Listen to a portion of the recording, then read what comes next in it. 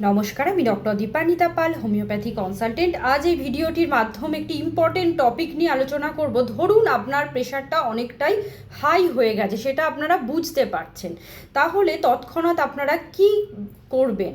প্রথমেই বলছি, আপনারা যেখানে স্ট্রেট হয়ে বসতে পারবেন সেই জায়গায় স্ট্রেট হয়ে বসে যান। সেটা দেওয়ালের পাশে হতে পারে বা আপনাদের বিছানায় হতে পারে, কিন্তু স্ট্রেট হয়ে বসবেন।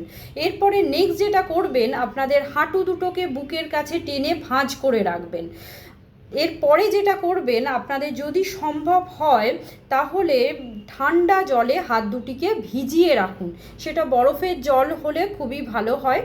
সেই ভিজিয়ে রাখবেন এবং সেই জল দিয়েই পারলে আপনাদের মুখগুলো এবং চোখে মুখে জল দেবেন এবং তার পাশাপাশি আপনাদের ঘাড়ে সেই ঠান্ডা জল লাগাবেন। যদি সম্ভব হয়, বাড়িতে থাকেন, তাহলে টাওয়ালকে ভিজিয়ে সেই টাওয়ালটা ঘাড়ে রেখে দিতে পারেন, সেক্ষেত্রেও কিন্তু কিছুটা হলেও উপশম হবে। নেক্সট যেটা করবেন, আপনাদের ব্রিদিং এক্সারসাইজ করতে হবে। মানে হচ্ছে আপনারা নাকের, ধরুন ডান নাকের ছিদ্রটা হোল্ড করে মানে বন্ধ করে রাখলেন এবং বাম নাকের ছিদ্র দিয়ে জোরে শ্বাস নেবেন। শ্বাস নেওয়ার পর সেটিকে আপনারা কয়েক সেকেন্ডের জন্য হোল্ড করবেন, আবার ডান দিকের ছিদ্র দিয়ে আপনারা সেটাকে পাস করে দেবেন। এইভাবে আপনারা কিন্তু 10 মিনিট করলে দেখবেন অনেকটাই মেন্টালি কাম হয়ে যাবেন এবং প্রেশারটাও আপনাদের অটোমেটিক্যালি নেমে যাবে। নেক্সট যে পয়েন্টটা হচ্ছে সেটা হচ্ছে আপনারা 1 গ্লাস ঠান্ডা জল খেতে পারেন, সেটাও একটা মেন্টাল কামনেস দেবে। তারপর যেটা করবেন, আপনারা অবশ্যই শান্ত পরিবেশে চলে যাবেন, কারণ কোলাহল বা চেঁচামেচি প্রেশারটাকে আরও রাইজ করে দিতে পারে। তাই শান্ত পরিবেশে আপনারা চলে যাওয়ার চেষ্টা করবেন। নেক্সট যেটা করবেন, আপনাদের যে পায়ে কাপ মাসেল আছে, মানে যেটা পায়ের পিছনের দিকে হাঁটুর ঠিক নিচে, সেই জায়গায় কিন্তু পাম্প করবেন, বারবার পাম্প করবেন। তাহলে কিন্তু আপনাদের কিন্তু রক্ত চলাচল খুব ভালো হবে, সেক্ষেত্রে আপনাদের প্রেশারটাও কিন্তু ডাউন হয়ে যাওয়ার সম্ভাবনা বেড়ে যাবে। তাই আপনারা যদি না পারেন, যে সাহায্যকারী যে ব্যক্তি আছে তাকে দিয়ে কাপ মাসেল পাম্প করাবেন পায়ের, তাহলেও কিন্তু প্রেশারটা কন্ট্রোলে আসবে। এরপর নেক্সট যে পয়েন্টটা হচ্ছে, আপনারা অবশ্যই নিয়মিত যে ওষুধটা খান ব্লাড প্রেশারে, যদি কোনো কারণে সেটা মিস হয়ে থাকে সেটা সেই মুহূর্তে আপনারা খেয়ে নেবেন।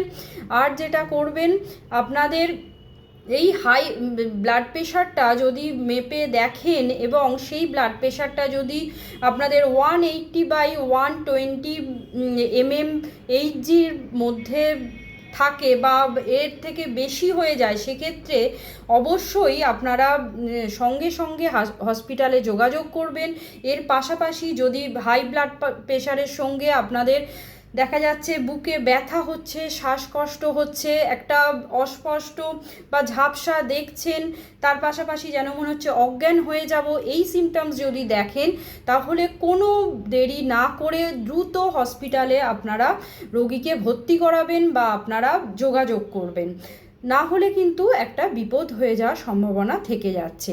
তাই এই সমস্ত পদ্ধতিগুলো করুন। এর পাশাপাশি নিয়মিত যেটা করবেন, অতিরিক্ত লবণযুক্ত খাবার পরিত্যাগ করবেন, নিয়মিত আপনারা ব্যায়াম করবেন।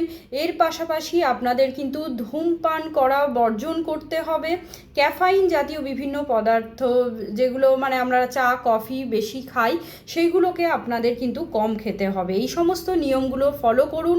আর যে পদ্ধতিগুলো বললাম সেগুলো যদি এমার্জেন্সি সিমটমস কিছু না থাকে, সেগুলো করলে দেখবেন আপনাদের অনেকটাই প্রেশারটা নিয়ন্ত্রণে এসে যাবে উইদিন 15 মিনিটসের মধ্যে।